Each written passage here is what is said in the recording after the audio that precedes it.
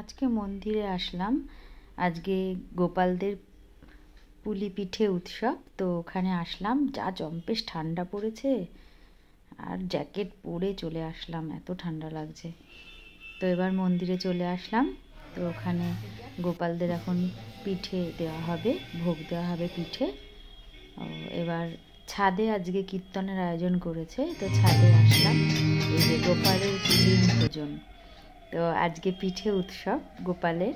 তো আসলাম, আর ওপরে চাদুয়াটা নিয়েছে যাতে ঠান্ডাটা কম লাগে। প্রচুর ঠান্ডা আজকে, মানে 5 জানুয়ারির দিনে এত ঠান্ডা পড়েছে, মানে ভাববার বিষয়।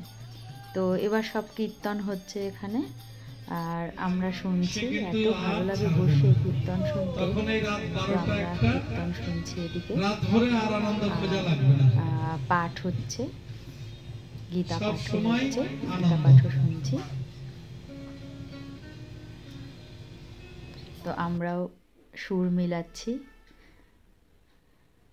তো সবাই মিলে আমরাও এখানে গান শুনছি, নিজেরাও করছি।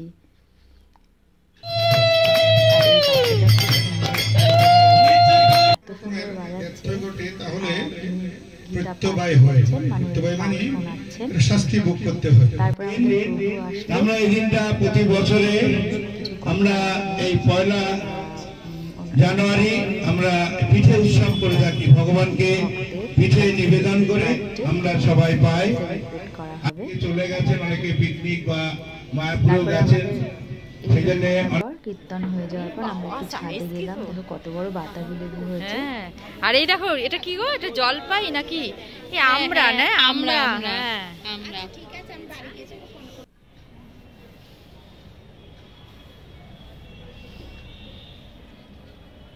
নিচে কমলা লেবু দেখেছো হয়েছে?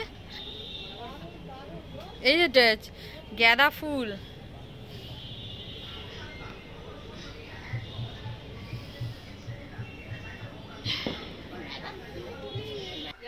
সকাল থেকে উঠে এত কিছু বানিয়েছে। এই যে পিঠে,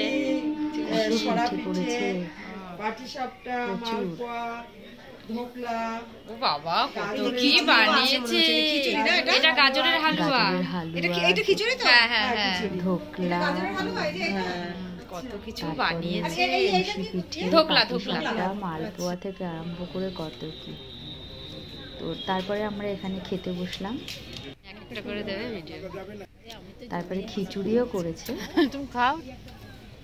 আমরা সব মিলে খাওয়া দাওয়া করছি।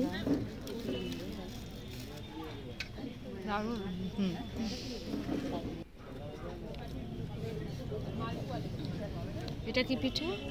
মালপোয়া। শুকনো পিঠেগুলো খায় জানিস না? খুব ভালো। এটা তো প্লেট নাই, আরেকটা এক্সট্রা। 1 জানুয়ারির দিনটা আমরা খুব ভালো কাটালাম। চলে আসবে ওর সাথে, দীপার সাথে। টাটা দীপা, মানে সারা টাটা, মনে থাকবে। টাটা।